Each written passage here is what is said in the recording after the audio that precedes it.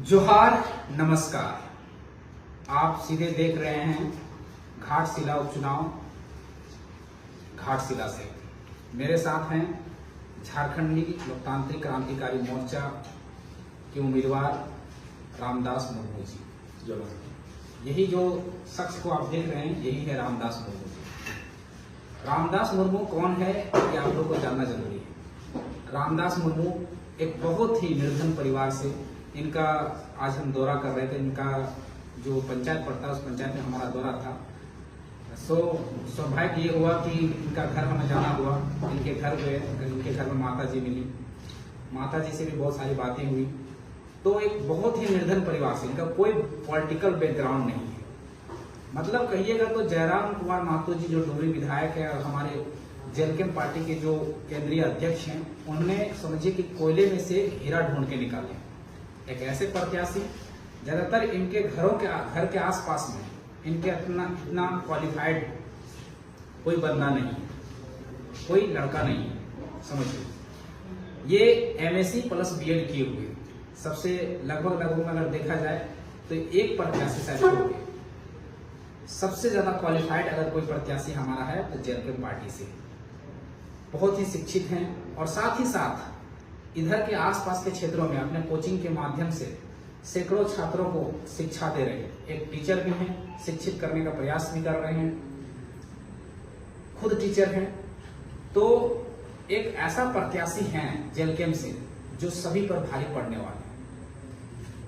तो घाटशिला विधानसभा से जितने भी साथी इनको देख रहे हैं, हमको देख रहे हैं, इस बार के चुनाव में पूरी तरह से कमर कस लीजिए कि 5 नंबर के चिट्ठा पर ही बटन दबाना। अब बात करते हैं मुद्दे की। सबसे पहले बात करने से पहले अदम गोंडवी जी का एक लाइन बहुत सुंदर अदम गोंडवी जी ने कहा था कि तुम्हारी फाइलों में गांव का मौसम गुलाबी है, तुम्हारी फाइलों में गांव का मौसम गुलाबी है, पर ये आंकड़े झूठे हैं, ये दावा किताबी है। ये आंकड़े झूठे हैं, ये दावा किताबी है।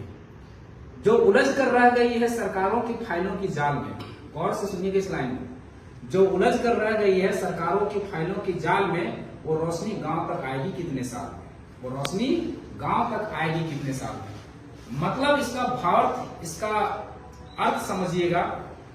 वो कहना चाह रहे हैं कि सरकार का जो काम है वो हमेशा कहती है कि पूरा जो राज्य है वो गुलाबी गुलाबी है, यहाँ ना किसी तरह का दुख है, ना किसी तरह का संकट है, किसी भी तरह का कोई परेशानी आम जनता को नहीं है। यहाँ मौसम गुलाबी है, यहाँ सभी लोग खुशहाल हैं, खुशहाली का जीवन जी रहे हैं।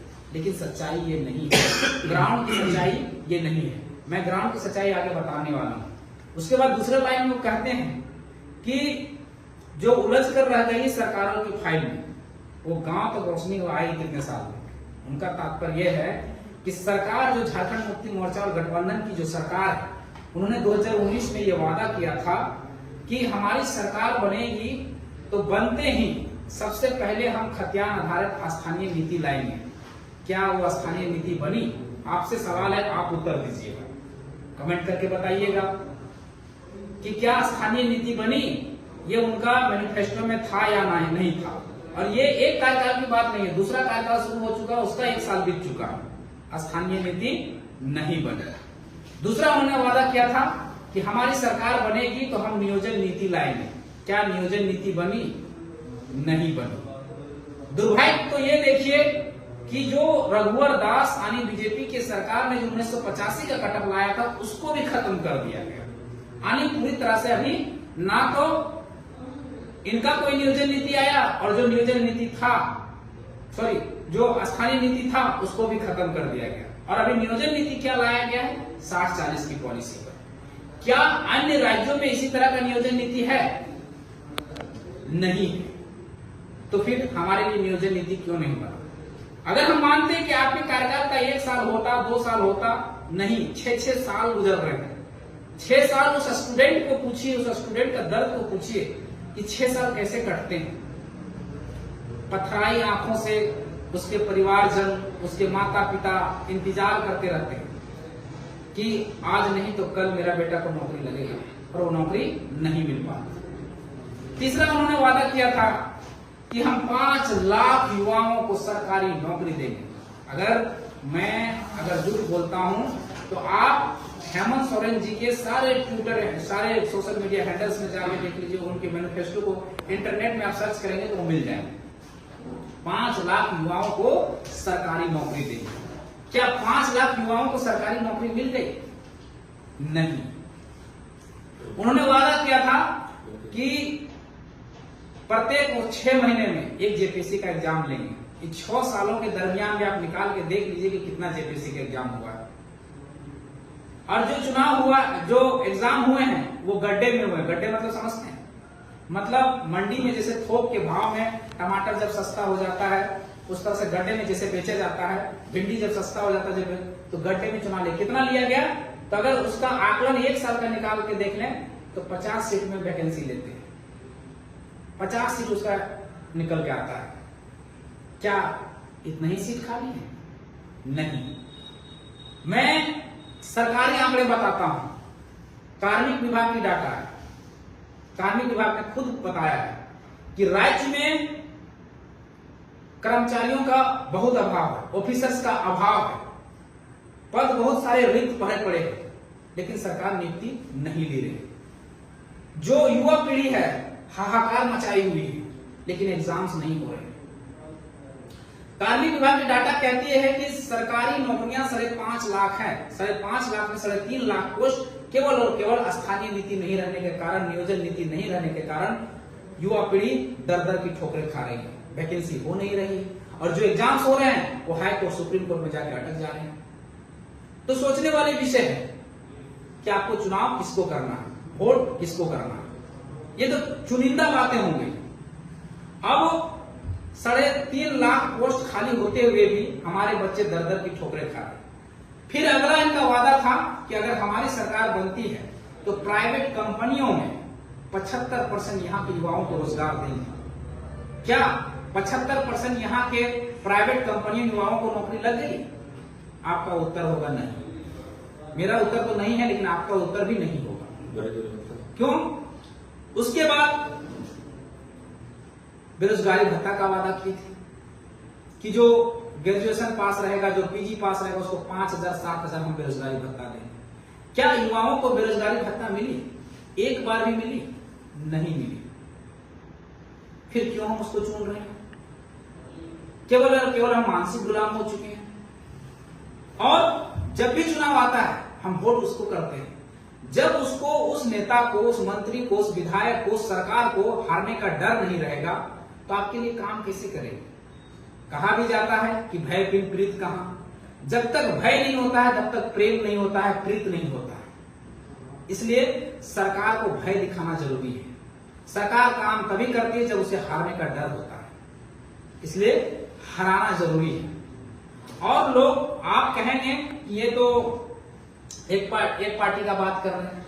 हाँ, हम एक पार्टी का बात करेंगे, क्योंकि सरकार में झारखंड मुक्ति मोर्चा और गठबंधन की सरकार है, और कहा जाता है कि सवाल सीधे सत्ता से की जाती है, तो हम सवाल सत्ता से करेंगे। इसलिए इस बार का जो चुनाव हो रहा है उसमें इस जेएमएम की सरकार, इस गठबंधन की सरकार को आंख में आंख डालकर आप बताइए, अपना मत देकर ये बताइए कि आप जो 6 सालों से लूट खसोट का जो राज चला रहे हैं, जिन वादों को आपने वादा किया था पूरा करने का, उन वादों को लेकर केवल और केवल गुमराह किए हैं, उसका हम वोट से आपको चोट करेंगे।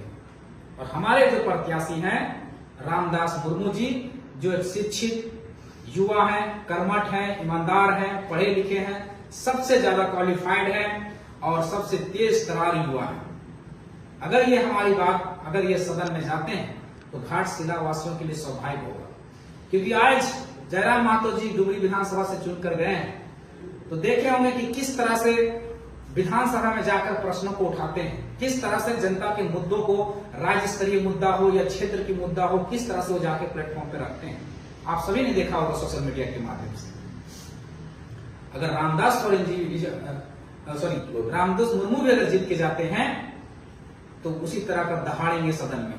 और हमें पूरा 1 मिनट मिलता है बोलने के लिए, हमारे विधायक 1 मिनट में 25 सालों के झारखंड में जो क्वेश्चन अराइज नहीं हो पाया था, जो विधानसभा में उठ नहीं पाया था, उसने डुमरी विधायक जी ने पूरा क्वेश्चन को उठाने का काम किया। अगर हमारा प्रत्याशी जीत के जाते हैं और 1 मिनट और मिलता है हमें, तो हमारे पास 2 मिनट हो जाएगा। यानी एक सत्र में अगर हम 22 मिनट, 30 दिनों का सत्र चला बजट का, 30 दिनों का रहा, जिसमें से 22 दिन ही सत्र चले, यानी 22 मिनट मिले। उन 22 मिनट में डुमरी विधायक जी ने ऐसा कोई नहीं प्रश्न था जिसको उन्होंने छोड़ा।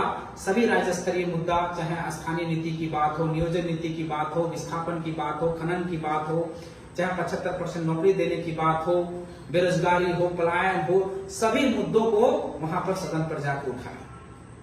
और अगर हमारे रामदास मुर्मू जी को अगर मौका मिलता है तो ये भी वही काम करेंगे। और आप लोगों ने देखा होगा, हमारी पार्टी की हमेशा से घोषणा रही है कि हमारे पास से कोई भी विधायक बनेगा वो अपना सैलरी का 75% दान करेगा। डुमरी विधायक जी ने दिखा दिया इसका एग्जाम्पल होके। कई छात्रों को हम लोगों ने लैपटॉप दिए, कई छात्रों को हम लोगों ने टैबलेट दिए, वही 75% की सैलरी से। अभी आप लोगों ने देखा होगा कि ओलंपियाड के छात्रों को हम लोगों ने उनको डोनेट किया उस राशि को। उसके बाद सूर्य हंसदा जी का डेथ हुआ, उनका जो स्कूल चल रहा था निःशुल्क सेवा में, उनको हम लोगों ने वही सैलरी से 75% डोनेट करके राशन देने का काम किया। वहां भी हमारे सैकड़ों छात्र शिक्षित हो रहे हैं। बस रामदास मुर्मू जी भी वही काम करेंगे अगर घाटशिला विधानसभा से जीत कर जाते हैं। क्या काम करेंगे? ये भी टीचर हैं, ये बखूबी जानते हैं, खुद स्टूडेंट रहे हैं, अभी भी स्टूडेंट हैं, इनको पता है कि किस तरह का संघर्ष स्टूडेंट लाइफ में होता है। तो ये भी निःशुल्क जो है अपना 75% डोनेट करेंगे। और जो लाइब्रेरी की हम लोग को घोषणा है कि लाइब्रेरी होगा, हम लोग को निःशुल्क कोचिंग क्लासेस होगा, वो सब शुरू करने का काम और बिल्कुल देते भी हैं अभी भी। इसलिए रामदास मुर्मू सबसे बेस्ट अभी जो प्रत्याशी जितना है, 13 प्रत्याशी में टोटल 16 प्रत्याशी ने नामांकन किया, 3 ने वापस लिया। उसके बाद आज फिर एक व्यक्ति ये कर गए, तो बचे 13 प्रत्याशियों में सबसे बेहतर प्रत्याशी रामदास मुर्मू है, जो झारखंडी लोकतांत्रिक क्रांतिकारी मोर्चा के प्रत्याशी यानी जेएलकेएम का प्रत्याशी हैं। तो इनका क्रमांक संख्या 5 और चुनाव चिन्ह कैंची छाप है। और बहुत सारे मुद्दे हैं बात करने के लिए। अभी तो इनके वादे 56 वादा झारखंड मुक्ति मोर्चा की जो सरकार बनी है, जो हेमंत सोरेन की सरकार, जो गठबंधन की सरकार बनी है, उन्होंने 56 वादे किए थे, पूरी हमें याद है और हर वादा हमें याद है। लेकिन चूंकि ये रात्रि का समय है, लंबा हो जाएगा, लेकिन फिर भी 2-3 वादे हम बता देते हैं। एक वादा उनका ये भी था कि अगर हमारी सरकार बनती है तो 25 करोड़ तक का जो टेंडर होगा वो यहाँ के झारखंडी स्थानीयों को दिया जाएगा।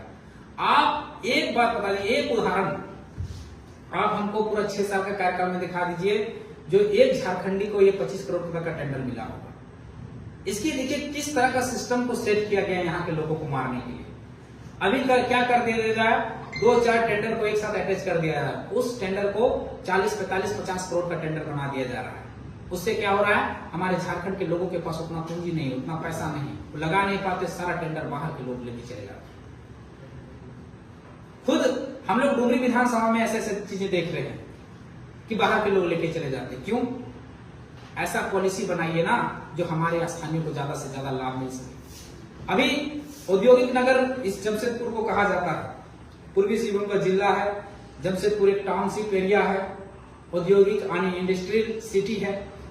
बट यहां पर जितनी कंपनियां हैं, कंपनी लगाने वाले से लेकर काम करने वालों तक का बाहर के लोगों का जमावड़ा लगा हुआ है। क्यों लगा हुआ है? क्योंकि हमारे पास स्पष्ट पॉलिसी नहीं। स्पष्ट पॉलिसी नहीं रहने के कारण बाहर के लोग आ रहे हैं, सारी नौकरियां ले जा रहे हैं। क्या हम इतने भी गिर गए कि हम 12,000, 20,000, 25,000, 40,000 तक की नौकरियां नहीं कर सकते हैं अपने यहाँ? हमारे सोचने वाली आंकड़ों के मुताबिक ये आंकड़े प्रभात खबर के आंकड़े हैं। उन्होंने जब कोरोना के काल में उन्होंने खुद छापा था, आंकड़ों के आधार पर जो सरकार ने रजिस्ट्रेशन करवाया था, जो बाहर से प्रवासी मजदूर लाए जा रहे थे, उस समय उन्होंने इन आंकड़ों को खुद रजिस्टर करवाया था। उन आंकड़ों में आया था कि हम 12 लाख से लगभग 12 लाख प्रवासी मजदूरों को अपने यहाँ लाए थे वापस। उसमें सरकार ने बहुत वाहवाही लूटी कि हम 12 लाख प्रवासी मजदूरों को यहाँ लाए।